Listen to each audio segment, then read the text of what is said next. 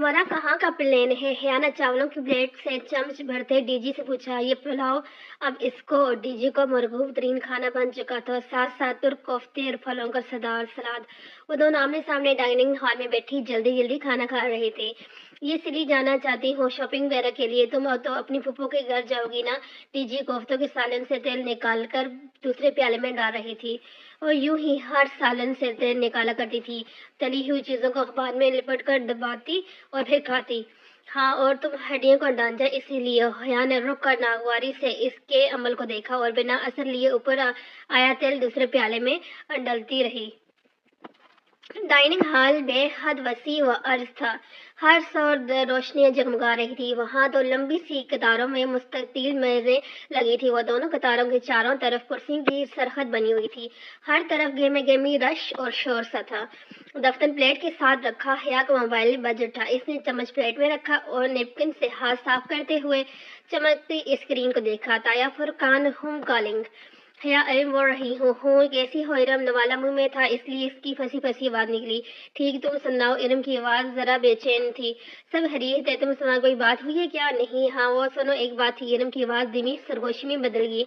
कहो, मैं सुन रही हूँ। इसके ज़हन के पर्दे पर वो वीडियो उभरी थी। वो यार अजीब सी बात है, मगर तुम अब्बा वगैरह को तो ना बताना। असल में कल शाम जब मैं यूनिवर्सिटी से आई तो गेट के करीब एक ख्वाजा सरा था। इसने मुझे रोका। हया बिल्कुल दम सादा सुनगी। पल भर को इसे डाइनिंग हॉल की आवाजें आना बंद हो गई थी।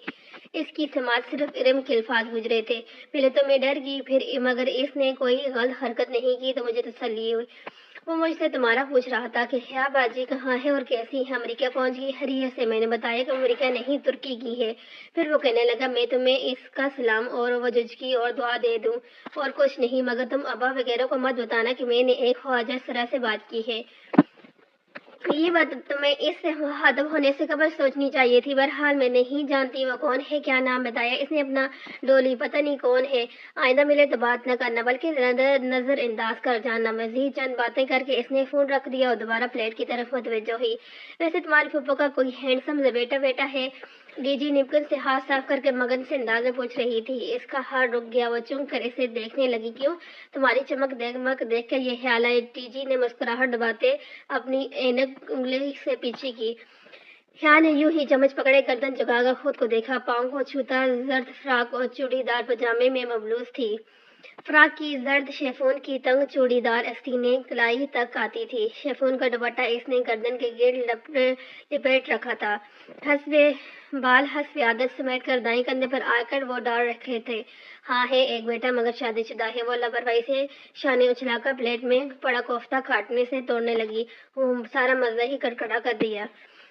और डीजी ये क्या हो? डीजी के पीछे कुछ देखकर रुकी। कोफ्ता है और क्या? डीजी ने कांटे में फंसे कोफ्ते को देखकर कहो फो अपने पीछे देखो, उसने चलाकर कहा। डीजी ने गर्दन मोड़ी। वहां एक कदरे फरेबी माइल लड़की चली आ रही थी। हैरत बात ये थी कि वो शलवार कमीज और दुपट्टे में मबलूस थी। उसे पांची में हम वतन। डीजी ने बेयकीनी से पल के झपकी। अगली ही पल वो दोनों अपने अपने कोट उठाकर खाना छोड़ के जाने में लपकी थी। वो लड़की अपनी किताबें संभालती चली आ रही थी। इन दोनों को देखने को ठटकी। वो डीजी की शलवार कमीज और हया का फराक पजामा बेयकीनी से देख रही थी। और वो दोनों इसकी शलवार कमीज। आप पाकिस्तानी हैं? हया पर जोश सी इसके पास गई। डीजी भी इससे जरा पीछे थी। नहीं, मैं इंडियन हूँ। डीजी दिली भर गई। रहने दो हया, मुझे अभी वर्ल्ड कप का गम नहीं बोला। इसने सरगोशी की। 3 साल पहले मुसवाल हक का आखिरी बाल आउट होने पर डीजी को कभी नहीं भूलता था। हया ने जोर से अपना पाँव डीजी के जूते पर रख कर दबाया। हम पाकिस्तानी इसके स्टूडेंट्स हैं। हया सलमान हो, ये है तीजा राना। आप? मैं अंजम हूँ। मैं और मेरे हस्बैंड पीएचडी कर रहे हैं। हम यहाँ पढ़ते भी हैं, पढ़ाते भी हैं। इधर फैक्ट्री में हमारा अपार्टमेंट है, वहाँ रहते हैं हम। कभी आओ ना इधर। अंजम इन दोनों से ज्यादा परजोश हो गई थी। श्योर अंजम बाजी। डीजी इनका मुस्लिम होना सुनकर फिर से खुश हो गई थी। वो तीनों काफी देर से खड़ी बातें कर रही थी और जब डीजी को याद आया कि कोर्स निकलने में 5 मिनट हैं तो अंजम बाजी को जल्दी से खुदाफिज बोलकर वो अपना कोट हाथ में पकड़े भाग गई। वो डाकिस के पार्क में सिंगल बीच पर बैठी थी। इसने अपना सफेद लंबा ऊनी कोट वाला जर्द फ्राक पर पहन लिया था और सर झुकाए हाथ में बकरी शक्ल ज़्यादा चिट पर से सपीन फुप्पो का नंबर मोबाइल पर मिला रही थी। अभी तक इसने इस नंबर को मोबाइल में महफूज नहीं किया था। वहां दूर तक सब्ज फैला था, खुशनुमा फूल और रंगों تتلیوں کے بہتاتا ہوا اس کے لمبے بال اڑ رہے تھے اور موسم سے لطف اندوز ہوتے ہوئے فون پر جاتی گھنٹی سننے لگی۔ ہیلو! بہت دیر بعد جہاں نے فون اٹھایا۔ جہاں میں حیا اس کے اندازے میں خفت در آئی تھی۔ اسے کہہ رکھا تھا کہ اس لیے آج جا رہی تھی، ورنہ اس کورٹ نے تو اسے خوب بے وقت کیا تھا۔ ہاں حیا بولو، مصروف سا لگ رہا تھا وہ۔ میں ٹاکس پر ہوں، مجھے تم یہاں سے پک کر کے گھر لے جا سکتے ہو؟ آج ویکینڈ تھا تو سوری حیا، میں شہر سے باہر ہوں، تم گھر ممی کو فون کر لو نا۔ یہ تمہارے گھر کا نمبر نہیں ہے؟ اس نے حیرت سے چٹ کو دیکھا۔ نہیں، یہ تو میرا نمبر ہے۔ تو کیا اس نے داور بھائی کی مہندی والے روز جہاں کے موبائل پر فون ملایا تھا؟ اوہ، مجھے پھپھو کا نمبر لکھوا دو۔ جہاں نے فوراً نمبر لکھوایا۔ اچھا، میں ڈرائیو کر رہا ہوں، پھر بات کرتا ہوں۔ مزید کچھ سنے بغیر اس نے فون بند کر دیا۔ وہ دل محسوس کر رہا کہ عجیب اجنبی سا اپنا سا تھا۔ پھپھو اسے کیب پر لینے آئی تھی، وہ جو چند لیڈز کی بحث کے چکر میں کیب کر کے نہیں گئی تھی۔ خوب شرمندہ ہوئی۔ گاڑی نہیں تھی تو بتاتی، میں تو ایسے ہی۔ کوئی بات نہیں، گاڑی تو جہاں کے پاس ہی ہوتی ہے۔ اور وہ مزید شرمندہ ہوئی، پھر گردن موڑ کر کھڑکی کے باہر دوڑتے درختوں کو دیکھنے لگی۔ اسے پھپھو کچن میں ہی لے آئی۔ حسب عادت وہ کام میں مصروف ہوگی۔ یہ میرے لیے اتنا بکھیرا پالنے کی کیا ضرورت ہے؟ وہ ادھر ادھر پھیلی اشیاء دیکھ کر خفت ہوئی۔ کوئی بات نہیں، تم میری بیٹی ہو، میرے ہاتھ بٹاؤ گی، اس لیے میں نے یہ سب شروع کیا۔ دونوں کے درمیان پچھلی ملاقات کی ناخوشگوار اختتام کو کوئی تذکرہ نہ ہوا، جیسے کچھ ہوا ہی نہ ہو۔ چلیں، آج پلاؤ تو میں ہی بناتی ہوں، مجھے ریسیپی سمجھاتی نے۔ ویسے بھی ترکوں کی میز اس پلاؤ کے بغیر ادھوری لگتی ہے۔ وہ کوٹ اسٹینڈ پر لٹکا کر سینے کلائی سے ذرا پیچھے کرتی واپس آئی۔ دوپٹہ اس نے اتار کر کرسی پر رکھ دیا تھا۔ پہلے تو تم چکن کی بوٹیاں کاٹ دو۔ انہوں نے ٹوکری میں رکھے مرغ مسلم کی طرف اشارہ کیا اور خود چولہے پر چڑھی دیگچی میں چمچ ڈالنے لگی۔ چھری تو یہ پڑی ہے، کٹنگ بورڈ کدھر ہے؟ وہ ادھر ادھر دیکھنے لگی۔ Cutting board? اوہو، وہ تو صبح سے نہیں مل رہا، جہاں بھی پتہ نہیں چیزیں اٹھا کر کدھر رکھ دیتا ہے۔ ٹھہرو، میں ایک پرانا بورڈ لے آؤں۔ وہ اوپر ایٹ ہے، آپ رہنے دیں، میں لے آتی ہوں۔ ایٹی کے اوپر کس طرف ہے؟ سیڑھیوں میں سے اوپر راہداری کے آخری سرے پر، مگر تمہیں تکلیف ہوگی، میں خود آپ گوشت بھونے جل نہ جائیں، میں بس ابھی آئی۔ وہ ننگے پاؤں چلتی باہر لوبک روم تک آئی۔ سیڑھیوں کے ساتھ لگے قد آور آئینے میں اپنا عکس دکھا دیا اور ذرا سی مسکرا دی۔ فرش پر چھوتا زرد فراق میں کھلے کے بالوں کی طرح لگ رہے تھے۔ گلے کا کاٹ کھلا تھا اور اس کے داہے پر چھوٹے چھوٹے سورج مکھی کے پھول، اس کی لیس نیم دائرے میں لگی تھی۔ یوں لگتا تھا اس خوبصورت لمبی گرد میں سورج مکھی کے پھولوں کا ڈیلا سا ہار لٹک رہا ہے۔ اس نے انگلیوں کو فراق پہلو سے ذرا سا اٹھایا اور ننگے پاؤں لکڑی کے زینے پر چڑھنے لگی۔ وہ راہداری کے آغاز میں ایک کمرہ بند تھا دروازہ پر، شاید وہ جہاں کا ایک کمرہ تھا۔ ابھی گھر میں داخل ہوتے ہوئے پھپھو نے ایسا کچھ بتایا تھا۔ وہ ایک نظر بند دروازے پر ڈال کر آگے بڑھی۔ فراق اب اس نے پہلو سے چھوڑ دیا تھا۔ ایٹک میں آگے پیچھے بہت سے صندوق اور کاٹ کباڑ رکھا تھا۔ متبس سی اندر آئی، پتی نہ جانے کدھر تھی۔ اس نے دروازہ کھولا رہنے دیا۔ باہر سے آتی روشنی کافی تھی۔ وہاں ہر سو سامان رکھا تھا۔ کٹنگ بورڈ نہ جانے کدھر تھا۔ وہ اندر آگے بڑھی اور ایک کونے والے صندوق کا کنڈا کھول کر ڈھکن اوپر اٹھایا۔ نیچے لونگ روم سے بیرونی دروازہ کھلنے اور بند ہونے کی آواز آئی، ساتھ میں جہاں پھپھو کی ملی جلی آوازیں۔ یقیناً وہ آ گیا تھا۔ وہ مسکرا کر صندوق پر جھکی۔ اس میں الیکٹرکس کا کوئی ٹوٹا پھوٹا سا سامان رکھا تھا، کٹنگ بورڈ کہیں نہیں تھا۔ حیا نے ڈھکن بند کیا اور نسبت کونے میں رکھے صندوق کی طرف آئی۔ اپنے ایک عقب میں اسے راہداری سے کسی دروازے کے ہولے سے کھلنے کی چیخ سنائی دی۔ جہاں اتنی جلدی پر کیسے پہنچ گیا؟ مگر وہ پلٹی نہیں اور صندوق کو کھولنے لگی، جس کے ڈھکن کے اوپر گرد اور مکڑی کے جالوں کی تہ تھی۔ اس نے چند چیزیں الٹ پلٹ کر دیکھی، بے اختیار گرد نتوں میں گھسنے لگی۔ اسے ذرا سی کھانسی آئی۔ پورا ایٹک بے حد صاف تھا، ماں سوائے اس کونے میں رکھے دو صندوقوں کے، جسے انہیں زمانے سے نہ کھولا گیا۔ اس کی پشت پر ایٹک کا آدھا کھلا دروازہ ہولے سے کھلا کوئی چوکھٹ میں آن کھڑا ہوا تھا، یوں کہ راہداری کی آدھی روشنی کا راستہ رک گیا۔ پل بھر میں ایٹک نیم تاریک ہو گیا۔ وہ پلٹنے ہی لگی تھی کہ صندوق میں کسی خاکی شے کی جھلک دکھائی دی۔ اس نے دونوں میں پکڑا، اسے اوپر نکالا۔ وہ لکڑی کا تخت نہیں تھا بلکہ اکڑا ہوا کپڑا تھا۔ حیا نے کپڑا کھول کر سیدھا کیا۔ اسے پرانی گرد ود خاکی شرٹ، ستارے، تغمے اور نام کی تحقیق چوکھٹ میں کھڑے شخص چھوٹے چھوٹے قدم اٹھاتے اس کی طرف بڑھا۔ اندھیرے میں آنکھیں پھاڑ پھاڑ کر وہ تھہتی پڑی۔ سکندر شاہ سے میں احتیاط رنگ دیکھا، وہ کرنل کی نشاندہی کر رہا تھا۔ وہ شرٹ ہاتھ میں پکڑے کسی الجھن میں گرفتی پلٹی اور ایک دم جھٹکے سے پیچھے ہٹی۔ اس کے عقب میں جہاں نہیں تھا وہ کوئی اور تھا، دراز قد، چمٹیوں اور پیشانی سے جھلکتے سفید بال، سخت نکوشت نائٹ گاؤن میں ملبوس۔ وہ کڑی نگاہوں سے اسے دیکھتے قریب آ رہا تھا۔ وہ سانس روکے انہیں دیکھنے لگی۔ वो इसके सर पर और झटके से इसकी गर्दन दबोच ली। मेरी जासूसी करनी आई हो, इसके गले को दबोचते वो कराते। बेहतर इसके लबों से चीख निकली। शर्ट इसके हाथ से फिसल गई। इसने अपनी उंगलियों से गर्दन के गिर्द झगड़े इनके हाथ उठाने की कोशिश की, मगर बेसुदा। पाकिस्तानियों ने भेजा है तुम्हें, अपने मालिकों को बोलो इन्हें ब्लू प्रिंट्स कभी नहीं मिलेंगे। छोड़ो मुझे। वो जोर से खांसी। इसका दम घुटने लगा। वो इसका गला दबा रहा था। कोई मुझ तक नहीं पहुंच सकेगा, कभी नहीं। हर चीज आगे दे दी गई है, हर चीज। इन्होंने इसे गर्दन दबोचे, इसका सर खुले संदूक में झुकाया। वो तरख चलाने लगी। छोड़े मुझे। वो अपने नाखून इनके हाथों में चुभोकर इनको हटाने की नाकाम से ही कर रही थी। तुम्हें वापस नहीं जाने दूंगा। वो ब्लू प्रिंट्स तुम्हें कभी नहीं मिलेंगे। हया का सांस रुकने लगा। वो इसका सर संदूक में देकर ऊपर से ढक्कन बंद कर रहा था। इसे लगा वो मरने वाली है। अम्मी अम्मी, वो वहशत से चिल्लाने लगे। वो इसको गर्दन से दबोचे इसका सर के मुंह के बल अंदर दे रहा था।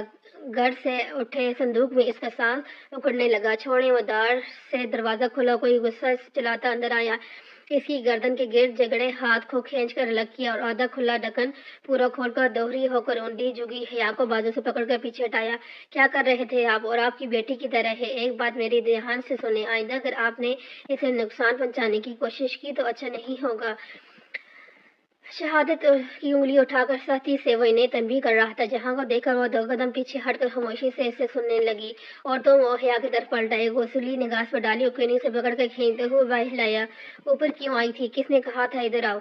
सीढ़ियों के दाहिने पर लाकर इसने हया का चेहरा देखा। इसकी आंखों से आंसू बह रहे थे। दशत से चेहरे का रंग लिबास की मान जद पड़ चुका था। गर्दन पर उंगलियों के सुर निशान पड़े थे। वो हौले हौले कांप रही थी। और वो पप्पू का बेटा मर गया था जो इन्होंने तुम्हें भेजा। मना भी किया था मगर यहाँ कोई सुनता नहीं। वो गुस्से में बोलता। इसे खूनी से पकड़े नीचे सीढ़ियों से तेजी से उतरने लगा। वो इसके साथ खींचती चली आ रही थी। पप्पू परेशान सी आखिरी सीढ़ी के पास खड़ी थी। मैं बकवास करके गया था ना, मगर मेरी सुनता कौन है इस घर में? 2 दिन के लिए ना हो तो सारा निजाम उलट जाता है। पूरे घर को पागल कर दिया है इन्होंने। वो आगे बढ़ा और सीटर टेबल पर रखी मेज पर पानी की बोतल उठाकर लबों से लगाई। पानी की जरूरत तो हया को नहीं थी। वो सहमी हुई खड़ी थी। जहां को इतनी शिद्दत गुस्से में इसने पहली दफा देखा। तो इतनी शख्स उर्दू बोलता है भी है। मैं इन्हें देखती हूँ। फूफो परेशानी से कहते हुए ऊपर सीढ़ियां चढ़ गई। मेज पर रखी और उसकी तरफ देखा। बाहर आओ, मुझे तुमसे बात करनी है। वो कहकर दरवाजा खोल कर बाहर निकल गया। वो डरी सहमी छोटे छोटे कदम उठाती इसके पीछे आई। वो बैरूनी दरवाजे के आगे बने स्टेप्स पर बैठा था। हया ने दरवाजा बंद किया और इसके साथ आ बैठी। जल्द फराक फिसल कर इसके नंगे पाँव को डांप गया। बाहर सर्दी थी मगर इसे नहीं लग रही थी। जो भी हो, मैं इसके लिए माजरत खां हूँ। सामने देखते हुए कह रहा था। नीली जीन्स के ऊपर पहने भूरे स्वेटर को आदतन खोनियों से जरा ऊपर मोड़े वो हमेशा की तरह वेजी और स्मार्ट लग रहा था। गुस्सा अब कहीं नहीं था। वो पहले वाला धीमा सा और संजीदा जहां बन गया था। अब्बा की तबीयत ठीक नहीं रहती। वो अपने ख्वासों में नहीं होते। कई दफ़ा उन्होंने मम्मी को भी मारने की कोशिश की है मगर मुझे कुछ नहीं कहते। डरते नहीं हैं, शायद नफरत करते हैं। सामने सब्जा था। इससे आगे सफ़ेद लकड़ी की बाड़ और बाड़ से आगे बिना गेट। बाड़ के तख्तों के दरवाजों से बाहर गीली सड़क दिखाई देती थी। नीम हवा घास पर से सरसराती हुई गुजर रही थी। वह गुंडों के गिर्द बाजुओं को हल्का बनाए चेहरा जहां की जानिब मोड़े बैठी थी। फराक का फर्श को छूता दामन हवा की लहरों से फड़फड़ाता हुआ ऊपर उठ जाता तो पजामे की तंग चूड़ियों में मुकीद तख्ते व पाँव झलकते। मेरा भी दिल करता है कि मैं पाकिस्तान जाऊँ, अपने रिश्तेदारों को दरमियान रखूँ, अपना आबाई घर देखूँ, मगर हम पाकिस्तान नहीं जाते। और तुम इस दिन मम्मी को ताना दे रही थी हम पाकिस्तान नहीं आते। उफ, इतना झूठ नहीं। वो गड़बड़ा गई मगर वो सुन नहीं रहा था। हया, हम कभी पाकिस्तान वापस नहीं जा सकते। मगर क्यों? उस डांटे सन्नाटे में रहेगी। वो चंद लम्हे चुप रहा, फिर आहिस्ता से कहने लगा। मेरे दादा अपने कारोबार के सिलसिले में इस्तांबुल आया करते थे। इस घर की इन्होंने ही खरीदारी की। बाद में अब्बा ने इधर घर बनवाया। तब वो पाकिस्तान आर्मी की तरफ से यहाँ पोस्ट थे। मैं इस्तांबुल में ही पैदा हुआ और अब्बा की दोबारा इस्लामाबाद पोस्टिंग होने के बाद भी मैं और मम्मी इधर दादा के साथ रहते थे। मेरे दादा बहुत अच्छे और बहुत अजीम इंसान थे। इन्होंने मुझे बहुत कुछ सिखाया। दीन, दुनिया, इज्जत, बहादुरी और वक़ार से जीना और शान से मरने का सबक उन्होंने ही मुझे दिया था। मैं 8 साल का था जब वो फौत हुए तो मैं और मम्मी कुछ अरसे के लिए पाकिस्तान आ गए। और तब ही वो वाक़या हुआ जिसने हमारी ज़िंदगी बदल दी। हया का सांस रुक गया। तब ही तो इनका निकाह हुआ था। तो क्या वो बहाबर था हया की खुशफहमियाँ جن دنوں میں ممی پاکستان میں تھے بلکہ تمہارے گھر میں تھے، ابا آنا فانا ترکی کی فرار ہو گئے۔ فرار اس لیے کہ انہوں نے ایک حساس مقام کے بلیو پرنٹس ان کو بھیج دیے تھے جو ہمیشہ خریدنے کے لیے تیار رہتے تھے۔ ثبوت انہوں نے کوئی نہیں چھوڑا تھا، مگر تفتیش شروع ہوئی تو بہت کچھ کھلنے لگا۔ ابا نے ترکی سے ہی اپنا استعفیٰ بھجوا دیا، پچھلی عدالت میں مقدمہ چلا اور وہ غدار ٹھہرائے گئے۔ ان کے جرائم کی فہرست خاصی طویل تھی، ان کو سزائے موت سنا دی گئی اور انہوں نے ترکی میں سیاسی پناہ حاصل کر لی۔ کچھ تعلقات کام آئے اور کچھ رشوتیں۔ ابا کو ترک حکومت کبھی ڈیپورٹ نہ کر سکی، نہ ہی انٹرپول نے کوئی قدم اٹھایا۔ قصہ مختصر، ابا جس دن پاکستان کی سرزمین پر قدم رکھیں گے وہ گرفتار ہو جائیں گے اور ان کو پھانسی دے دی جائے گی۔ یہ بات تمہارے والدین کو پتہ ہے، مگر بدنامی کے ڈر سے کسی کو بتاتے نہیں جاتی۔ وہ کسی بھی جذبے سے آر نگاہوں سے سامنے بھاڑ کو دیکھتا رہا تھا۔ حیا یک ٹکے سے دیکھنے لگی۔ اس کے گھر میں پھپھو کے شوہر کا ذکر کوئی نہیں کرتا تھا، شاید وہ داستان طور پر ایسا کیا جاتا تھا۔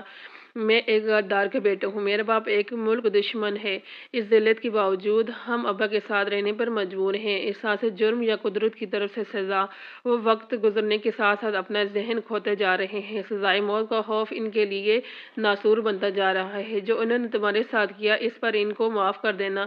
وہ میرے باپ ہیں اور باوجود اس کے کہ یہ حقیقت بہت جگہ میرا سر جھکا دیتی ہے، میں ان سے محبت کرنے پر مجبور ہوں۔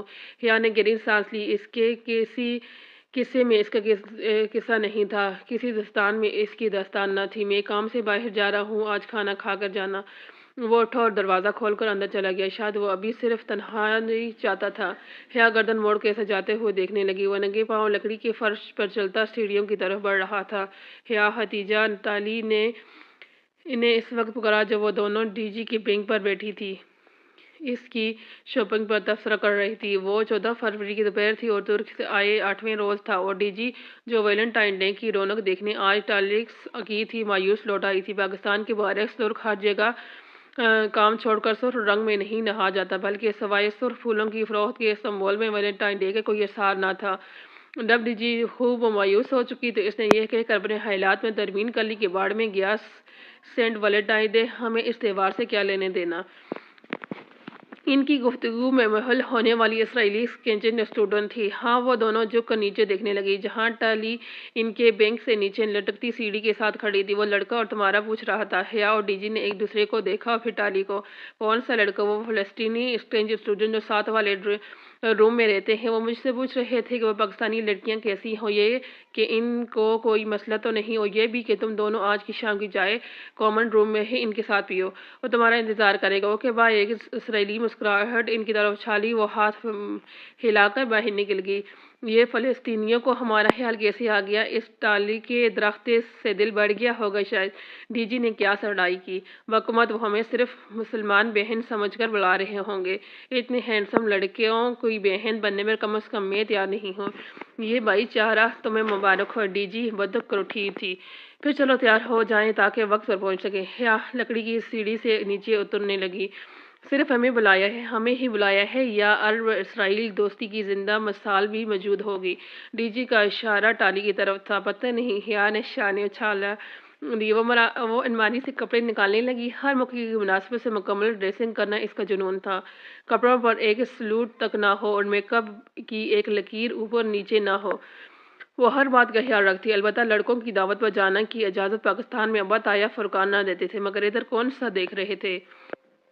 یہ ترکی تھا اور یہاں یہ سب چلتا تھا۔ وہ تینوں لڑکے تھے، محتسم، مرتضیٰ، حسین اور مومن۔ ان کے ساتھ دو فلسطینی دوست محمد قادر اور نجیب اللہ دعوت کے شروع میں موجود رہے، پھر اٹھ کر چلے گئے، مگر ان تینوں میزبانوں نے احسن طریقے سے میزبانی نبھائی۔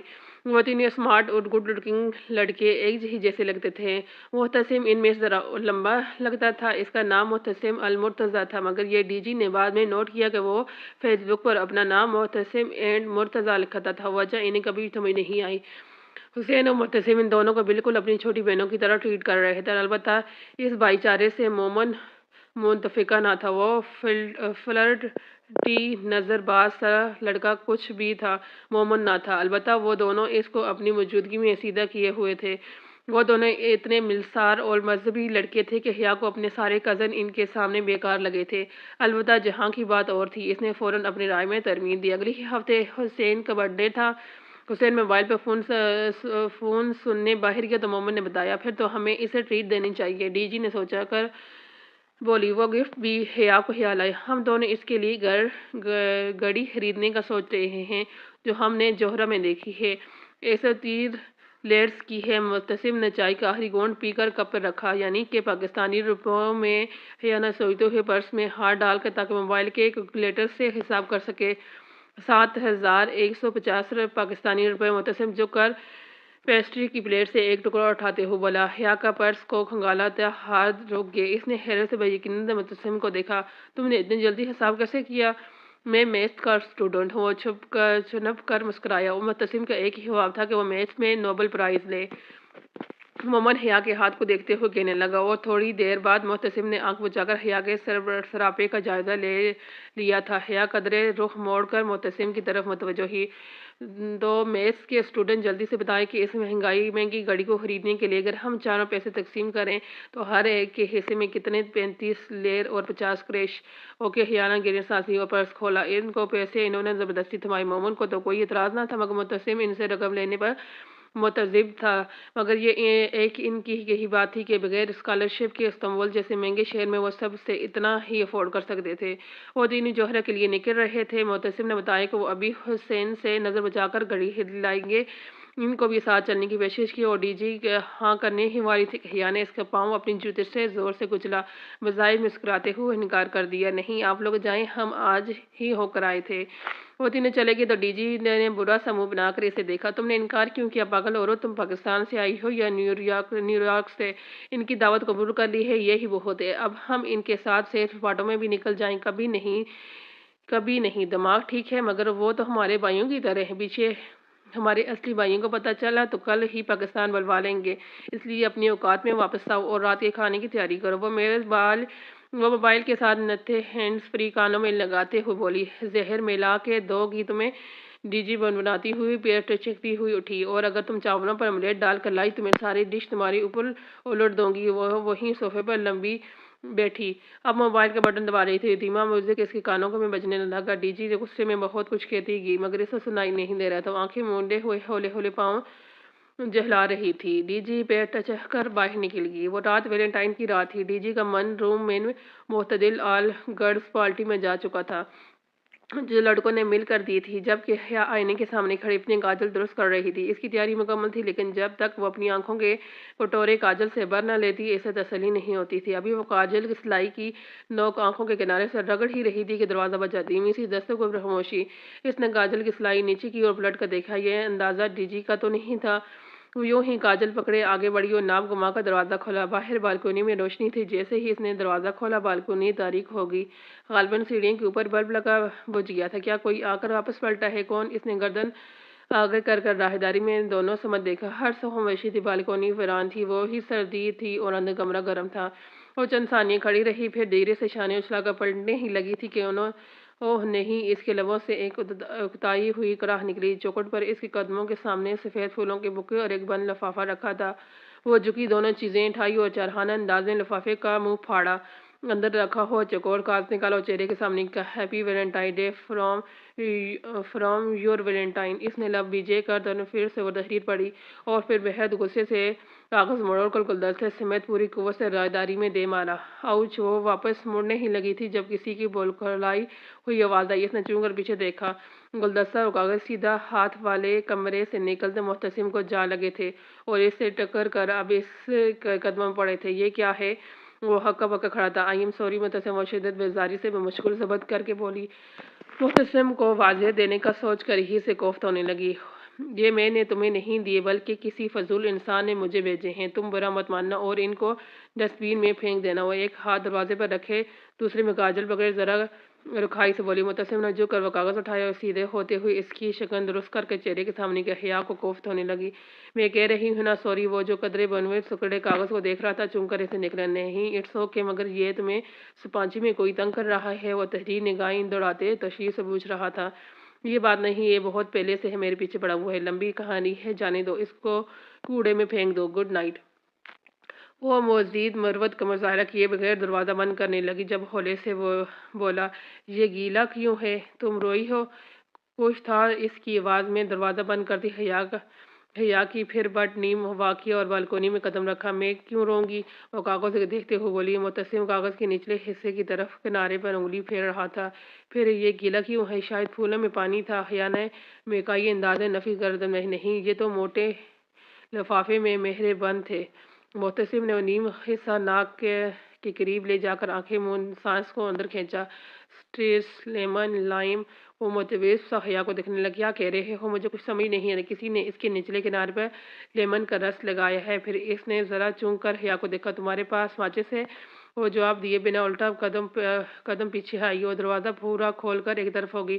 مبتسم نے قدر جھجک کر کاغذ پکڑے اندر داخل ہوا۔ حیا نے اپنی ڈی جی کی کرسی آمنے سامنے رکھی اور پھر ٹائلی کی میز پر چیزیں الٹ پلٹ کر دیکھنے لگی۔ تم بھی کہ بچپن میں لیمن کے رس اور آگ والا کھیل کھیلتے تھے؟ وہ اب مزید کی میز کی دراز کھول کر کچھ ڈھونڈ رہی تھی۔ مبتسم ڈیرے سے ایسا بہت کھیل کھیلے ہیں اور ان میں سے اکثر آگ والے ہوتے تھے۔ فلسطین میں بہت آگ ہے، شاید تم نہ سمجھ سکو۔ چلو آج تو ان ترکوں کے کھیل اسرائیلی آگ سے کھیلتے ہیں۔ وہ دراز سے ایک سگریٹ لائٹر نکال کر اس کے سامنے کرسی پر بیٹھی اور لائٹر اس کی طرف بڑھایا۔ مبتسم نے لائٹر کا پہلا انگوٹھے سے دبا کر گھمایا تو آگ کا نیلا شعلہ جل اٹھا۔ احتیاط سے وہ اختیار کے اٹھی۔ مبتسم نے جواب نہیں دیا۔ وہ خط کے نیم حصے کو جو ابھی تک نہیں سوکھا تھا شعلے کے قریب لایا۔ وہ ذرا سی تبشمنید الفاظ ابھرنے لگے۔ بڑے بڑے کر لکھے انگریزی کے 3 حروف تھے، ARP۔ وہ حروف این فروم ویلنٹائن ڈے کے نیچے تھے۔ چند لمحوں کا کاغذ کے ٹکڑے پر ابرے بھورے حروف کو تکتی رہی، پھر ایک ساتھ گردن اٹھا کر ایک دوسرے اٹھا۔ آرپ کیسا لفظ ہے؟ حیا نے ممکن ادائیگی کی طرف دونوں طریقوں سے حروف کو ملایا۔ شاید کوئی نام ہے۔ کیا آرپ کوئی ترک نام ہے؟ معلوم نہیں۔ مبتسم نے نشانہ اچھایا۔ حیا سوچتی نگاہوں سے کاغذ کو دیکھتی رہی۔ کیا میں تمہاری کوئی مدد کر سکتا ہوں؟ نظر مبتسم کو دیکھا، پھر مسکرائی۔ تم کر چکے ہو۔ وہ ہولے سے مسکرا کر کھڑا ہوا اور کاغذ میز پر رکھا۔ وہ جو بھی ہے شاید تمہیں اپنا نام بتانے کی کوشش کر رہا ہے۔ وہ کون ہو سکتا ہے یہ تم بہتر سمجھ سکتی ہو۔ مجھے اب چلنا چاہیے۔ تھینکس مبتسم۔ مبتسم نے ذرا سی سر کو جیبش دی اور باہر نکل گیا۔ دروازے کا کیچر سست روئی سے واپس چوکھٹ تک جانے لگا۔ حیا چند لمحے میز پر رکھے کنارے سے بھرے ہوئے کاغذ کو دیکھتی گئی، پھر بے اختیار کسی میکانی عمل کے تحت اس نے ہاتھ میں پکڑی کاجل کی سلائی کو سیدھا کیا اور بائیں ہتھیلی کی پشت پر وہ 3 حروف اتارے، ARP۔ دروازہ چوکھٹ کے ساتھ لگنے ہی والا تھا۔ ذرا سی دراز سے باہر راہداری میں گرا گلدستہ دکھائی دے رہا تھا۔ 1-2 پل مزید گزرے اور وہ زوردار ٹھاک کی آواز کے ساتھ دروازہ بند ہو گیا۔ وہ اپنی ہتھیلی کی پشت پر یہ سیاہ رنگ میں لکھے 3 الفاظ کو دیکھ رہی تھی، ARP۔ اس نے اوپر سے بنے کیبنٹ کا دروازہ کھولا، چند ڈبے الٹ پلٹ کر کیے۔ نیچے خانے میں سرخ مرچوں کا ڈبہ نہیں تھا۔ وہ ایڑیاں اٹھا کر ذرا سی اونچی ہوئی اوپر والے خانے میں جھانکا۔ وہاں سامنے ایک پلاسٹک کے بے رنگ ڈبے میں سرخ پاؤڈر رکھا نظر آیا۔ اس نے ڈبہ نکالا۔ وہ کاؤنٹر کی طرف آئی۔ وہاں ڈی جی کھڑی سلیب پر کٹنگ بورڈ کے اوپر پیاز کے رکھے کاٹ رہی تھی۔ اس کی آنکھوں سے آنسو گر رہے تھے۔ بریانی کی مقدار زیادہ ہے، 4-5 سرخ مرچیں ڈال دیتی ہوں، شاید ذرا ذائقہ آ جائے۔ ٹھیک؟ وہ طول کلامی کے انداز میں کہتی ٹوکری سے چھوٹا چمچ ڈھونڈنے لگی۔ ہاں ٹھیک ہے، ڈی جی نے بھیگی آنکھیں اوپر اٹھا کر اسے دیکھتے ہوئے اور رنڈی آواز میں کہا، اور آستین سے آنکھیں رگڑی۔ حیا ڈی جی سے چمچ بھر کے دھواں اڑاتی پتیلی میں ڈال رہی تھی۔ بالوں کا ڈھیلا سا جوڑا اس کے گردن کے پیچھے پر چھوڑ رہا تھا۔ سادہ سلوار قمیض میں ڈھیلا ڈھالا سا سب سویٹ پہنے ہوئے تھے، جس کی آستینیں اس نے کھنوئی تک موڑ رکھی تھی۔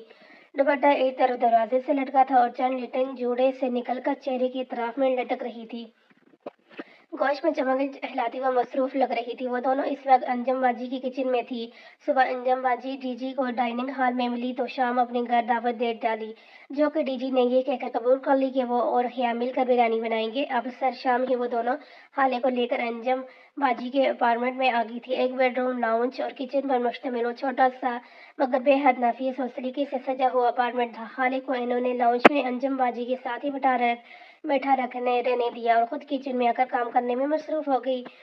یہ پینٹنگ جو جی لائے تھے انڈیا سے۔ اندر لاؤنج میں انجم باجی کو خالے کو مطلع کرتی آواز آ رہی تھی، ڈی جی یہ جو جی کیا ہے؟ اس نے قدرے الجھ کر، ان کا مطلب ہے جاوید جی، ان کے ہسبینڈ۔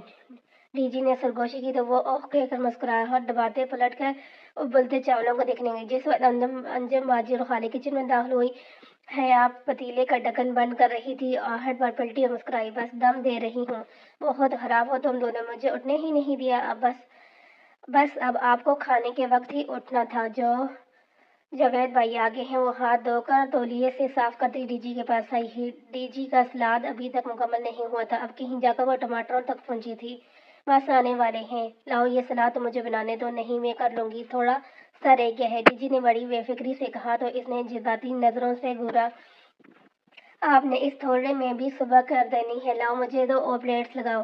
اس نے ٹماٹر اور چھری ڈی جی کے ہاتھ سے لے لی۔ حالے از خود نہایت برتی سے سارا پھیلاوا سمیٹنے میں لگی ہوئی تھی، وہ میلے برتن سنک میں جمع کر رہی تھی اور ان کبھی کبھی کام کرنے والی پاکستانی لڑکیوں کو نسبت بہت تیزی سے ہاتھ چلا رہی تھی۔ ڈی جی کیبنٹ سے پلیٹیں نکالنے لگی اور انجم باجی رائتا بنانے لگی۔ حیا نے ٹماٹر کو کٹنگ بورڈ پر بائیں ہاتھ سے پکڑ رکھا تھا اور چھری پر رکھ کر دبانے لگی، دو سرخ ٹکڑے الگ ہو گئے اور ذرا سا سرخ رس بائیں ہتھیلی کی طرف بہنے لگا، جہاں کاجل سے لگے 3 بڑے بڑے حروف تھے، ARP۔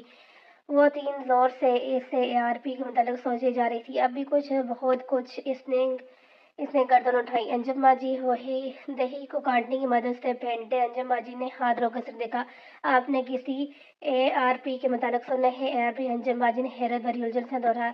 جی ARP، اس نے معذرت کے لہجہ کر کے بتایا۔ اوہ ناٹ اگین حیا پلیز۔ خالے جو سنک کے آگے کھڑی تھی قدرے اکتا کر پلٹی، اس کے ہاتھ میں جاگ بھرا سرنج تھا جسے وہ پلیٹ پر مل رہی تھی۔ تو تم پھر وہی موضوع لے کے بیٹھ گئی ہو؟ اس کے اندازے میں خفگی بڑا احتجاج تھا، مگر حالے اب کہ وہ الجھی تھی، یہ موضوع تو اس نے ابھی تک خالے کے ساتھ ڈسکس بھی نہیں کیا تھا۔ پھر میں نے کہا تھا نا یہ سب بیکار کی باتیں ہیں، مگر میں نے پوچھا ہی کیا ہے؟ ARP عبدالرحمن پاشا، اور کون؟ میں نے بتایا تھا نا کہ یہ گھریلو عورتوں کے افسانے سے زیادہ کچھ نہیں ہے، یہ استنبول ہے جہاں قانون کا راج ہے، مافیا کا نہیں۔ اب اس کے بعد میں اس موضوع پہ کچھ نہ سنوں گی۔ حالے اب پلیٹ کی جاگ سے بھری پلیٹ کو پانی سے گار رہی تھی اور حیرتوں کے سمندر میں کھڑی تھی۔ ARP عبدالرحمن پاشا، اوہ یہ خیال اس سے پہلے کیوں نہیں آیا؟ اوکے، وہ لائٹ سٹ جگہ ٹماٹر کاٹنے لگی، مگر اس کے ذہن میں بہت سے خیال گڈمڈ ہو رہے تھے۔ حالے اور جہاں دونوں ایک ہی جیسے تھے اور اپنے استنبول کے دفاع کے علاوہ کبھی کچھ نہیں کہیں گے، اسے یقین تھا، مگر اس کے پاس تو کچھ کہنے کے لیے ہوگا اور اسے کسی کو ڈھونڈنا تھا۔ وہ میز پر لگا رہی تھی جب جاوید بھائی آگے، وہ PhD کر رہے تھے اور اسے پانچویں میں پڑھاتے بھی تھے، بے حد ملسار، سادہ اور خوش اخلاق تھے، دیسی مرد تھے، پرانے پاکستانی پروگراموں کے شوقین اور پرستار۔ ٹی وی کے ساتھ ایک ریک میں ان کی کہیں تنہائیاں، دھوپ کنارے، آنگن ٹیڑھا، الف 9 سمیت بہت سے کلاسک ڈراموں کی CDs اطار میں رکھی تھی۔ ان دونوں میاں بیوی کا ایک دوسرے کے لیے طرز اتحاف بہت دلچسپ تھا۔ دو جوجی جی اور انجو جی اسے بہت ہنسی آئی، باقی تینوں کچن میں تھے۔ جب حیا پانی رکھنے میز پر آئی تو جاوید بھائی کو تنہا پاتے اور کسی کتاب کے ورق دانی کر رہے تھے۔ جاوید بھائی وہ گڑبڑا کر تصریح کرتے ہوئے ان کے سامنے کرسی کھینچ کر بیٹھی اور محتاط نگاہوں کے ساتھ کچن کے دروازے کو دیکھا۔ ایک بات پوچھنی تھی آپ سے۔ جی پوچھو۔ وہ فوراً کتاب کو رکھ کر سیدھے ہو بیٹھا۔ استنبول میں ایک انڈین مسلم رہتا ہے عبدالرحمن پاشا کا، آپ اسے جانتے ہیں؟ وہ محتاط سی کرسی کے کنارے ٹکی بولتے ہوئے بار بار کچن کے دروازے کو دیکھ لیتی تھی۔ کون پاشا؟ وہ بد ادا ہوا، وہ حیا کو لگا اسے اس کے جواب ملنے والا ہے۔ جی وہی خاصا مشہور۔ ہاں سنا تو میں نے بھی ہے، بیکواڈا میں اس کا کافی ہولڈ ہے، وہ مال امپورٹ ایکسپورٹ کرتا ہے۔ کیا وہ مافیا کا بندہ ہے؟ اسلحہ اسمگلنگ کرتا ہے؟ ایک پروفیسر کو مافیا کے بارے میں کیا معلوم ہو گیا؟ حیا جی وہ کساہٹ مسکرائی، یعنی کہ وہ واقعی مافیا کا بندہ ہے اور آپ کو معلوم بھی ہے، مگر آپ اعتراض نہیں کرنا چاہ رہے؟ اس نے اندھیرے میں تیر چلا، ہمیں ٹھیک سے کچھ نہیں جانتا۔ انہوں نے سادگی سے اختیار ڈالے۔ وقتاً کچن سے انجم باجی کی چیخ بلند ہوئی، وہ جو کرسی کے کنارے ٹکی تھی گھبرا کر اٹھی، کچن کی طرف لپکی۔ کیا ہوا؟ انجم باجی سرخ پھول چہرہ، آنکھوں میں پانی بھر لیے کھڑے تھے، ان کے ہاتھ خالی چمچ تھا۔ مرچیں؟ اتنی مرچیں؟ حیا نہیں، یہ ترکی کی مرچیں پھیکی ہوتی ہیں، تو میں نے صرف 4 چمچ کی آنکھیں پھیر لی، یہ ترکی کی نہیں، خالص ممبئی کی مرچیں ہیں، میں سارے مسالے وہاں سے لاتی ہوں۔ اوہ نہیں، اس نے بے اختیار دل پر ہاتھ رکھا، جبکہ ڈی جی ہنس کر دوہری ہو رہی تھی۔ सर्दी का जोर पहले से ज़रा टूटा था। इस सुबह भी सुनहरी धूप स्कॉट्स पर रखी थी। मुजस्समा आज़ादी के गैर हर सोने की ज़रात चमक रहे थे। वो दोनों सुसरोई से किनारे सड़क के किनारे चढ़ रही थी जब डीजी ने पूछा, या ये टॉक्स नाम कितने मज़े का है, इसका मतलब क्या होगा भला? मैं शहर की मेयर हूँ, जो मुझे पता होगा नहीं। वो मेरी गाइड बुक में लिखा था कि टॉक्स अरबी का लफ्ज़ है और इसके मानी शायद बांटने के हैं, क्योंकि यहाँ से नहरें निकल कर सारे शहर में बढ़ जाती हैं। तो मैं अरबी आती है इसलिए पूछ रही हूँ। अरबी में तो टॉक्स नाम का कोई लफ्ज़ नहीं है और अरबी में बांटने को तकसीम कहते हैं। और एकदम रुकी बेहतियात सर पर हाथ मारा। और टॉक्स यानी तकसीम। अगर गोरों की तरह मुंह टेढ़ा करके पढ़ो तो तकसीम बन जाता है। टॉक्स ओ वाह। वो दोनों इस बात पर खूब हंसती हुई आगे बढ़ने लगी और शॉपिंग के इरादे से आज इस्तकाला स्ट्रीट की तरफ आई थी। इस्तकाला जदीद स्टेट स्टाक्स के करीब से निकलने वाली एक लंबी सी गली थी और अगली दोनों तरफ से कदीम आर्चगेट्स वाली ऊंची ऊंची इमारतों से घिरी थी। गली बेहद लंबी थी। वहां इंसानों का एक रश हमेशा चलता रहता था, दिखाई देता था। बहुत से सामने की तरफ जा रहे थे और बहुत से आपकी तरफ आ रहे थे। हर शख्स अपनी ही धुन में तेज तेज कदम उठा रहा था। गली के दरमियान में एक पैड़ी बनी हुई थी जिस पर एक तारीखी सुर्ख रंग का छोटा सा ट्रेन चलता था। वो पैदल इंसान की ही रफ्तार से दुगनी रफ्तार से चलता और गली के एक सिरे से दूसरे तक पहुंचा देता। इस गली को खत्म करने के लिए भी घंटा तो चाहिए था।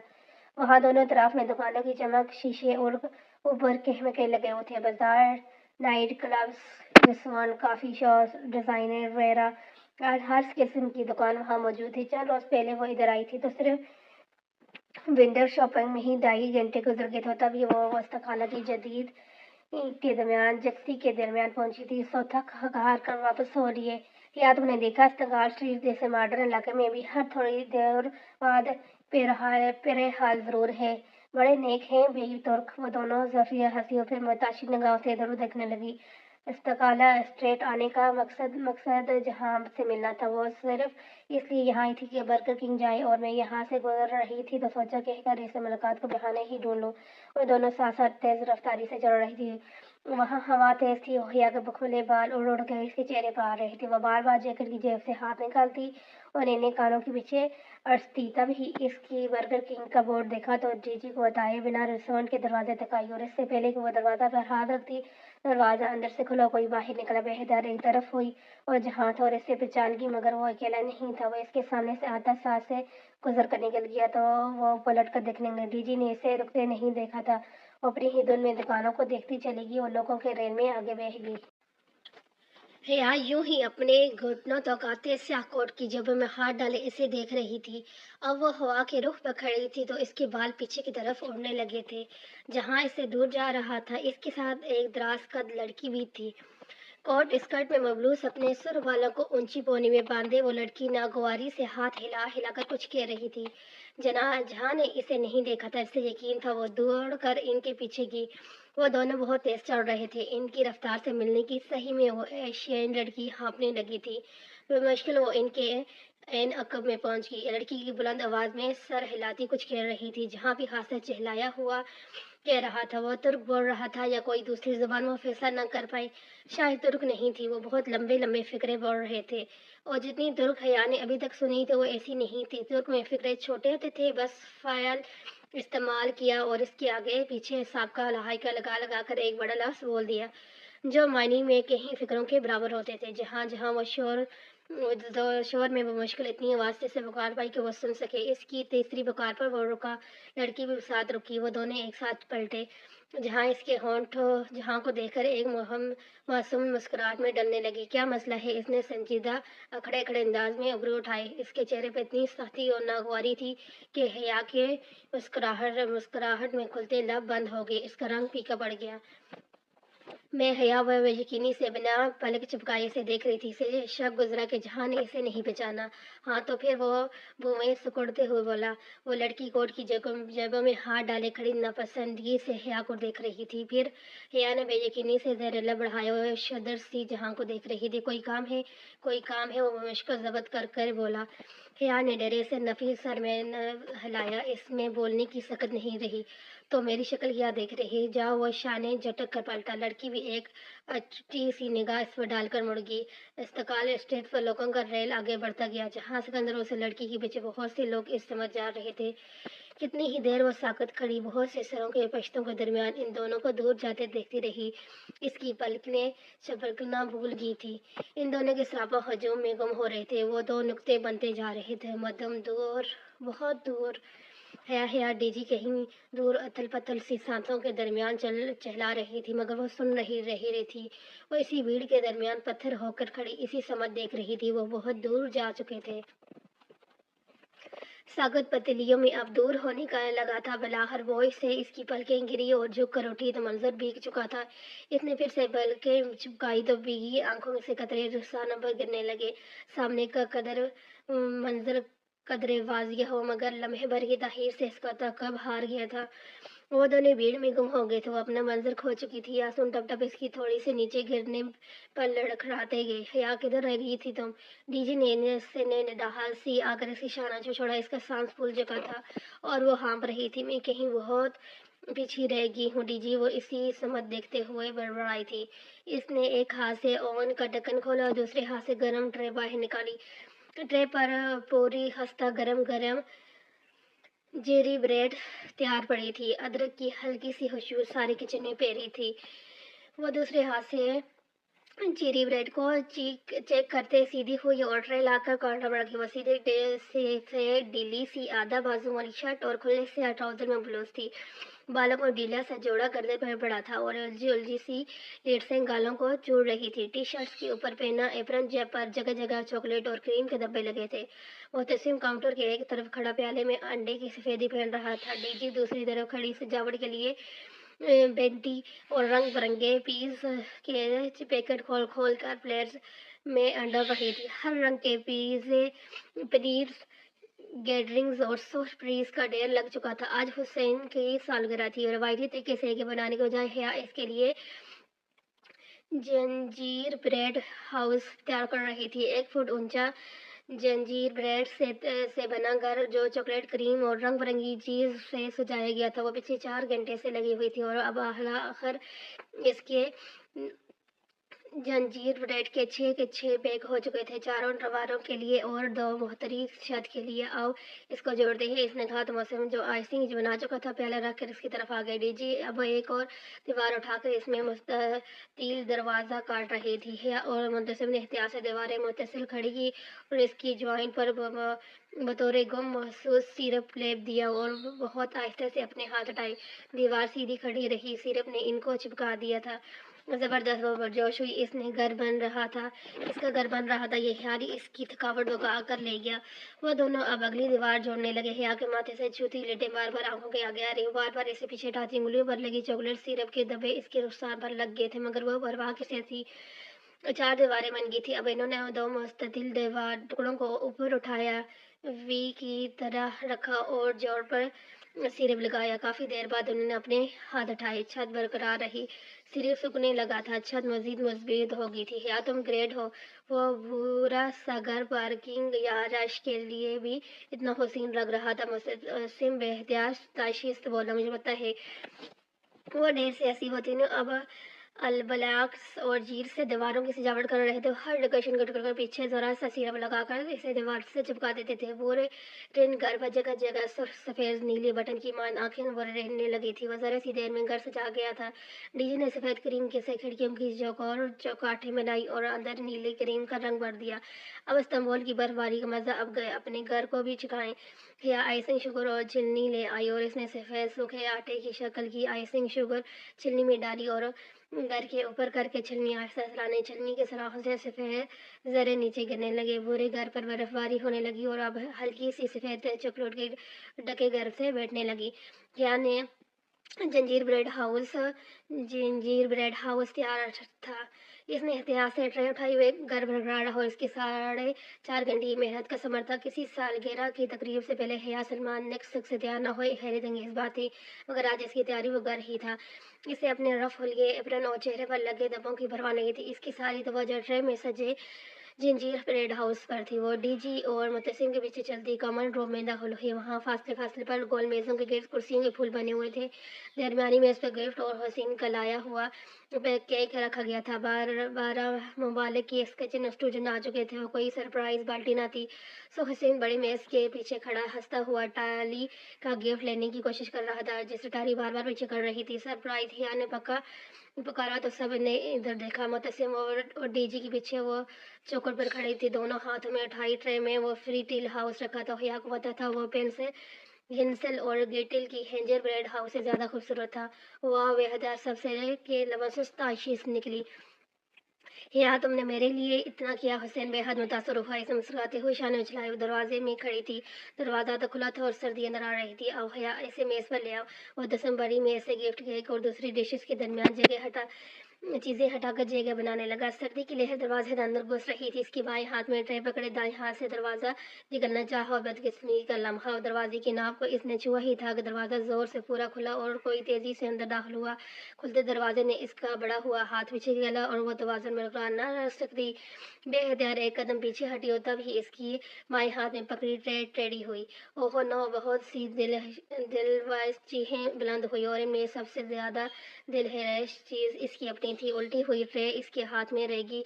हल्की सी ठंड के आवाज़ के साथ खंजर ब्रेड हाउस ज़मीन पर जा गिरा। हर दीवार टुकड़ों में बढ़ गई थी।